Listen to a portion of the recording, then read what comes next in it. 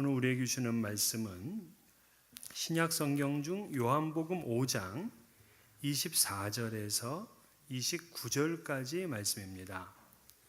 신약 성경 150면에 있습니다. 요한복음 5장 24절에서 29절까지 이 계시의 말씀을 봉독할 때 살아계신 하나님의 음성을 들으실 수 있기를 바랍니다. 내가 진실로 진실로 너에게 이르노니 내 말을 듣고 또 나 보내신 이를 믿는 자는 영생을 얻었고 심판에 이르지 아니하나니 사망에서 생명으로 옮겼느니라. 진실로 진실로 너희에게 이르노니 죽은 자들이 하나님의 아들의 음성을 들을 때가 오나니 곧 이때라. 듣는 자는 살아나리라. 아버지께서 자기 속에 생명이 있음 같이 아들에게도 생명을 주어 그 속에 있게 하셨고 또 인자됨으로 말미암아 심판하는 권한을 주셨느니라. 이를 놀랍게 여기지 말라. 무덤 속에 있는 자가 다 그의 음성을 들을 때가 오나니 선한 일을 행한 자는 생명의 부활로 악한 일을 행한 자는 심판의 부활로 나오리라. 아멘. 세계의 역사는 인간의 권리를 찾는 역사라 그렇게 말할 수가 있습니다. 일반 백성들이 이 권리와 자유를 얻기 위해서 오랜 기간 동안 왕권 또는 전제주의와 치열한 투쟁을 했습니다. 그러다가 1215년 영국에서 마그나 카르타 대헌장이라는 문서를 왕으로부터 받아냅니다. 물론 이건 서민들을 위한 그런 헌장은 아니었어요. 왕의 어떤 권한을 축소시키는 그러한 거였죠. 하지만 이 문서가 훗날 큰 영향을 주게 됩니다. 1625년 권리청원, 1689년 권리장전으로 이어지게 되며 인민의 권리와 자유를 성문화한 최초의 문서로 인정을 받게 됩니다. 그 후에 중세 말기에 이 봉건 제후와 귀족들에 대항하는 시민 계급이 등장합니다. 이들은 이제 재산의 소유권을 인정받게 되면서 사회적인 힘을 갖습니다. 그러더니 근대에 들어오면서 각 나라마다 시민 혁명들이 일어나기 시작했어요. 그래서 비로소 인권이 수단이 아닌 목적이 되었습니다. 그래서 인권의 불가침성, 자유권, 참정권 등의 보장을 얻게 되었어요. 그러다가 1919년 현대 헌법의 시조라고 할 수 있는 이 바이마르 헌법의 사회권이 기록이 됩니다. 그리고는 점차 사회 보장까지 이루어지게 되면서 오늘날의 인권의 수준에까지 이르게 되었어요. 인권은 인간의 삶의 질과 깊은 관련이 있습니다. 선진국일수록 인간의 자유권과 사회권이 확대 보장되어 있고요. 후진국일수록 인권은 더 억압을 당하게 됩니다. 앞으로는 어떻게 세상이 바뀌어지고 세상에 나아가게 되느냐? 우리는 알 수 있어요. 인간의 자유와 사회 보장이라는 두 개의 큰 축으로 계속적인 발전을 이루기 위한 노력들을 할 것입니다. 특별히 우리가 사는 이 시대는 과거 어느 때보다도 인간의 권리가 강조되는 시대입니다. 그래서 각 나라마다 인권 보호를 헌법의 중심에 놓고 있고요. 또 국제적인 인권위원회가 있어서 국경과 국적을 넘어서 인권 보호에 힘을 쓰고 있습니다. 그런데 우리가 인권이라고 하는데 그러면 진정한 인권의 회복은 무엇인가 하는 생각을 하려고 합니다. 진정한 인권은 뭔가? 바로 진정한 인권은 하나님의 형상으로 지음받았던 그 에덴으로 돌아가는 것이다 하고 저는 믿습니다. 왜냐하면 죄를 짓기 이전에 그 에덴 동산에서는요, 인간이 영원히 살 수 있는 권리가 있었어요. 또한 부부간의 완전한 화합의 삶을 살았습니다. 심지어는 자연과도 동화돼서 자연과 갈등과 경쟁이 없었습니다. 그러니까 에덴이라는 말끝 그대로 에덴 동산은 기쁨의 동산이었어요. 이게 진정한 인권 아닙니까? 여기까지 나가는 게 진정한 인권의 회복이 아닙니까? 사람들은 하나님의 생기로 지음받은 영적인 존재예요. 그래서 우리가 육체적인 안락한 생활을 한다, 또 정서적으로 편안하다, 이것만으로 인권의 회복이 완전히 된 거 아니에요. 그래서 세계 역사는 단 한 번도 인간을 바르게 회복시킨 적이 없습니다.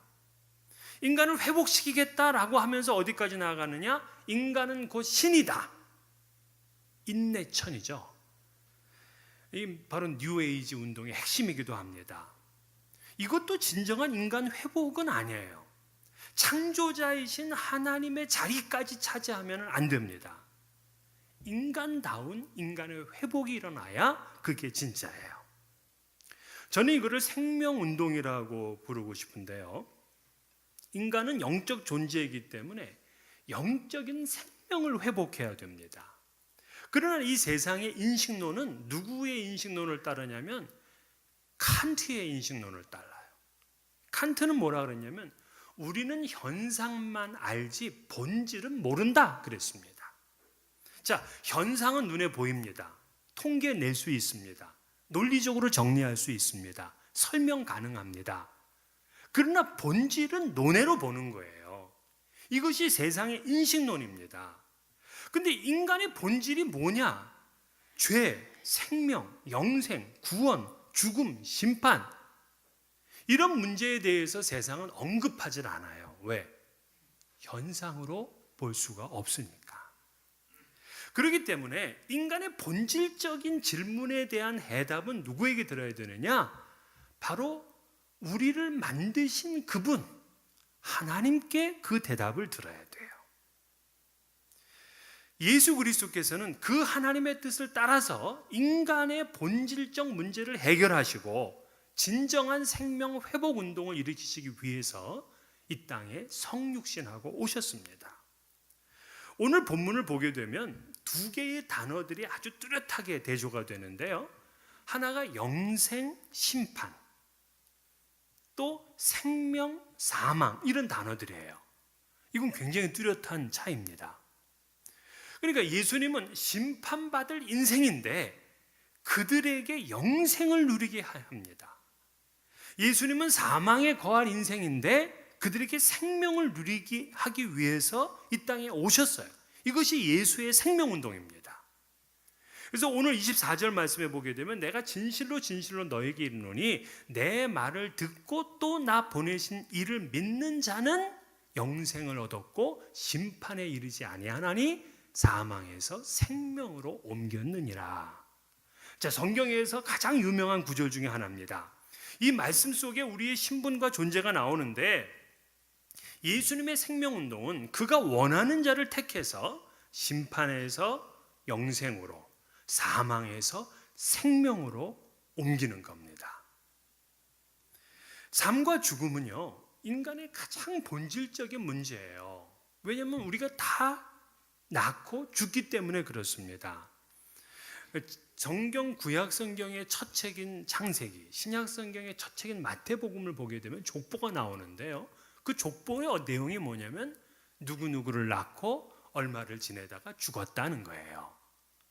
자, 이 족보는 우리에게 굉장히 본질적인 터치를 합니다. 즉 우리는 이 땅에 태어나고 그리고는 죽어요. 아무리 영호골 절세미인 최고 갑부라고 하더라도 이 죽음의 문제를 피할 수가 없습니다. 인간들은 이런 본질적인 문제를 해결해 보려고 애를 썼죠. 철학, 심리학, 또 다른 종교 이런 걸 통해서 해결해 보려고 했지만 그것으로 안 됐어요. 왜? 이 문제는 인간을 지으신 오직 하나님께 물어야 되기 때문에 그렇습니다. 26절을 보게 되면 아버지께서 자기 속에 생명이 있음과 같이 아들에게도 생명을 주어 그 속에 있게 하셨고, 우리가 아까 찬양하면서 생명 주께 있네 하고 우리가 찬양했잖아요. 이 말 속에는 엄청난 우리의 고백이 담겨져 있습니다. 생명, 신약 요한복음에서 생명은 영생하고 같은 말이라고 그랬잖아요. 그러니까 영생은 누구에게 있느냐? 예수 그리스도에게 있습니다. 그 예수 그리스도는 우리에게 영생을 주시는 권세를 가지고 있어요. 오늘 이 5장에 있는 본문은요, 굉장히 엄청난 이야기인데 5장 19절부터 보면은 예수님이 어떤 권세를 가졌다 하고 나오는데요, 21절에 보니까 부활시키시는 권세, 22절과 27절에 보니까 심판하시는 권세, 23절에 보면 사람들로부터 공경을 받으실 권세, 그리고 26절에 영생을 주실 권세. 아니 세상에 여러분 지금까지 여러분들이 사시면서 들었던 말 중에 이것보다 더 놀랍고 고상한 지식은 있습니까?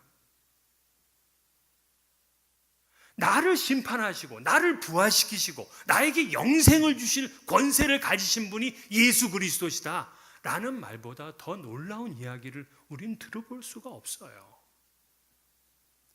그렇습니다. 예수 그리스도만이 우리의 삶과 죽음의 문제를 해결하실 수 있어요. 그분만이 참된 인권 회복을 하실 수 있습니다. 이 세상이 주는 변화는요, 예수님이 만드시는 변화하고는 질적으로 양쪽으로 너무 달라요. 거지가 왕자가 되었다. 이 그냥 가난하게 살던 사람이 세계 최고의 갑부가 되었다. 맨날 주먹질하던 사람이 세계 권투 챔피언이 되었다. 불치병자가 정상인처럼 건강을 회복하였다. 전부 귀한 일이잖아요. 미담입니다. 그러나 주님이 주시는 본질적인 변화와는 이 모든 것들이 다 비교가 안 돼요. 주님의 변화는 죽을 사람을 영원히 살리는 겁니다.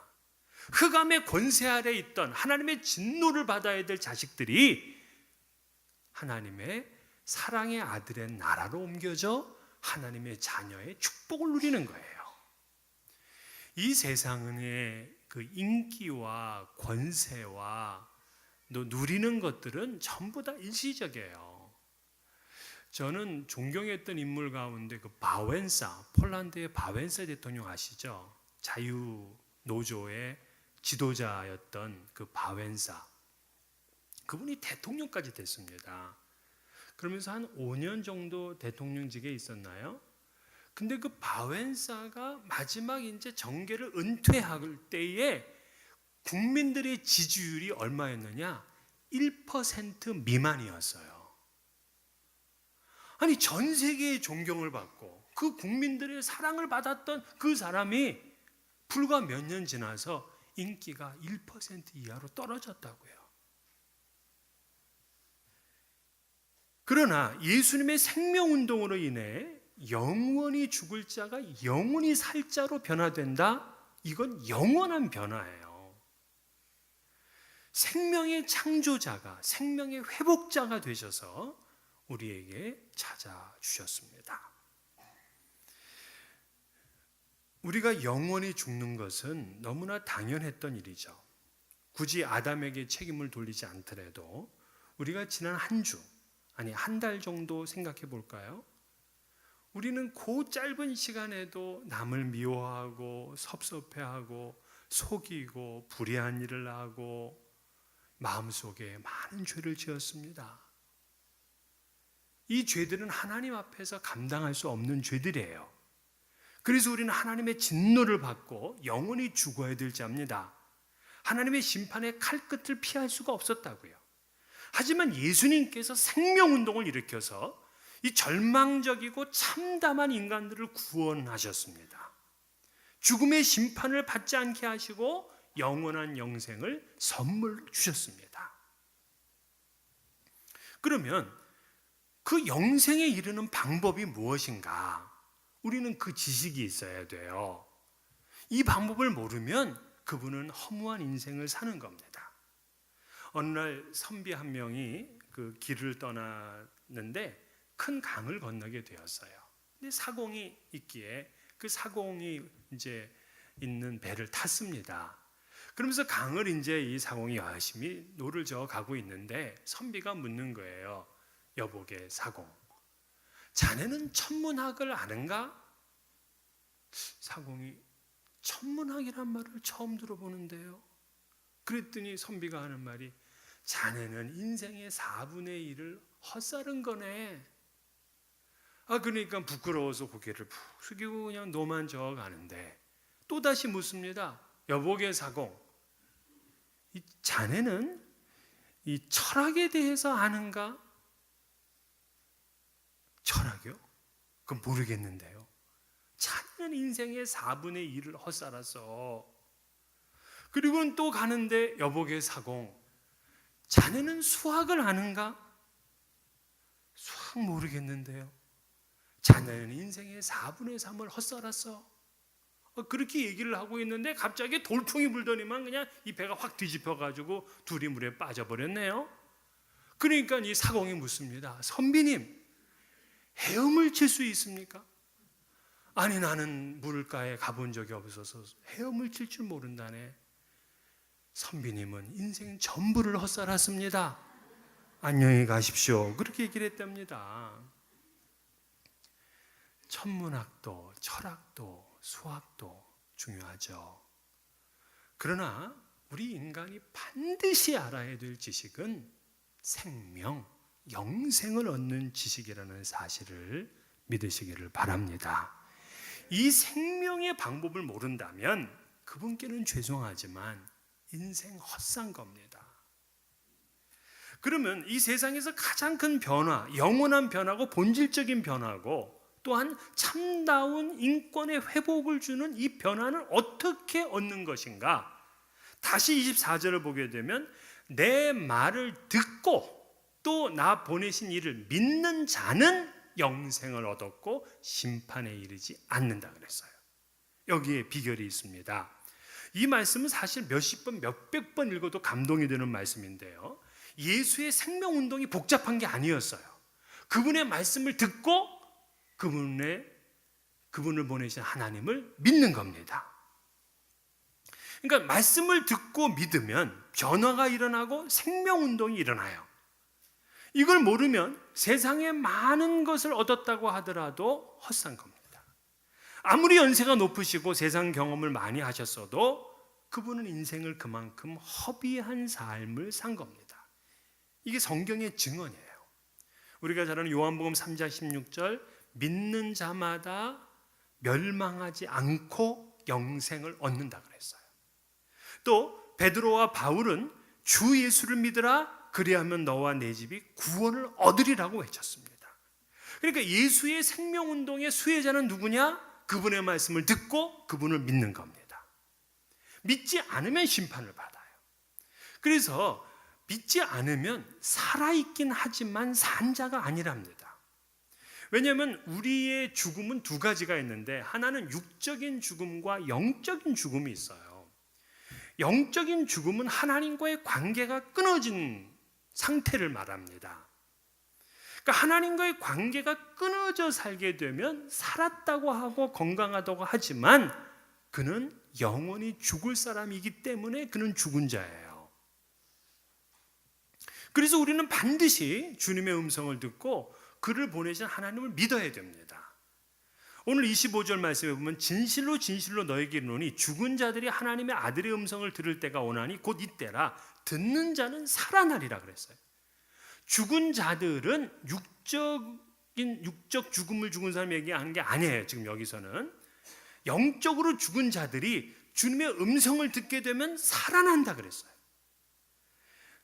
에베소서 2장 1절에 그는 허물과 죄로 죽었던 너희를 살리셨도다 이렇게 기록하고 있어요. 자, 허물과 죄로 죽었던 너희를 살리셨다. 그러니까 지금 이 사람은 살아있어. 그런데 얼마 전까지만 해도 그는 허물과 죄로 죽었었다 이 얘기예요. 이건 영적 죽음을 얘기를 하는 거죠. 그리스도인이 두려워해야 될 죽음은 육적 죽음이 아니에요. 영적 죽음입니다. 그래서 우리는 하나님과의 교제가 끊어져서는 안 돼요. 주님의 그 생명나무에 우리는 딱 붙어 있어야 됩니다. 물론 육적 죽음도 얘기를 해요. 오늘 본문에 보면 28절에 무덤 속에 있는 자, 무덤 속에 있는 자는 이건 육적인 죽음을 가진 사람이잖아요. 그러나 여러분, 우리가 죽으면 다 끝이라고 하는데 오늘 본문을 보게 되면 아니에요. 육체적 죽음이 끝이 아니에요. 28절 29절에 보면 육체적 죽음으로 무덤 속에 있는 자가 어떻게 됐느냐? 자, 무덤 속에 있는 자가 다 그의 음성을 들을 때가 오나니 선한 일을 행한 자는 생명의 부활로 악한 일을 행한 자는 심판의 부활로 나오리라 그랬어요. 그러니까 육체적 죽음이 끝이 아니라 다시 시작이야. 주님의 음성을 듣게 되면 부활을 하는데 이 부활의 종류가 두 가지야. 하나는 생명의 부활, 하나는 심판받고 영원히 지옥에 떨어져야 되는 부활입니다. 그런데 어떤 사람이 이 생명의 부활을 얻느냐? 선한 일을 행한 자가. 어떤 사람이 심판의 부활을 하느냐? 악한 일을 행한 자가. 그러면 도대체 선한 일, 악한 일은 뭔가? 이거는 도덕적 행위를 기준으로 얘기하는 게 아니에요. 기독교는 행위로 구원 얻는 종교가 아닙니다. 그러면 여기서 일이라는 거는 뭐를 얘기하는 거냐? 그건 요한복음으로 풀어야 돼요. 요한복음 6장 29절에 보면 예수께서 대답하여 이르시되 하나님께서 보내신 일을 믿는 것이 하나님의 일이니라. 이게 선한 일이라는 거예요. 즉 선한 일을 행하는 자는 무슨 얘기냐? 하나님이 보내신 그 예수 그리스도를 믿는 일을 한 사람은 선한 일을 행한 사람이에요. 그러나 예수 그리스도를 믿지 않는 사람은 악한 일을 행한 사람이에요. 그렇습니다. 그리스도인들은 예수 그리스도를 믿기 때문에 다시 부활합니다. 생명의 부활로 다시 부활해요. 그래서 그리스도인들은 죽음을 두려워하지 않습니다. 그래서 너무 안 죽으려고 하는 것도 사실 좀 예수 잘 믿는 거 아니야. 예. 우린 죽음으로부터 담대하고요. 질병과 가난과 고난으로부터도 담대합니다. 왜? 우리는 선한 일을 행하였기에 생명의 부활로 나올 것이기 때문에 그렇습니다. 이제 말씀을 맺으려고 하는데요. 인생의 본질은 생명과 사망, 영생과 심판 이 두 길로 다 보여줘요. 근데 불교는 사실 이게 희미합니다. 그래서 다 옳다 그래요. 요즘 스님들이 고스톱을 많이 치시는 것 같아요. 그런데 존경받았던 스님 가운데 성철 스님이 있습니다. 이 성철 스님이 마지막에 죽으면서 그 열반송을 읊었는데요. 이 열반송을 읽어보게 되면 거기에 사탄도 부처다 그렇게 썼어요. 사탄도 부처다. 왜? 기준이 없어요. 기준이 없으니까 사탄도 부처야. 옳은 것은 옳다 하고 틀린 것은 틀리다고 해야 돼요. 생명이냐 사망이냐 심판이냐 영생이냐 이 길은 분명합니다. 제가 20여 년 전에 미국에 와서 이 차를 한 대 사야 되잖아요. 중고차를 하나 좀 사고 싶었는데 미국 이민생활 오래되신 분께 여쭤봤어요. 여기서는 어떤 차를 사야 됩니까? 그랬더니 그분이 하는 말이 미국 차는 다 좋으니까 아무거나 사래요. 저는 그때부터 그분께 안 물었습니다.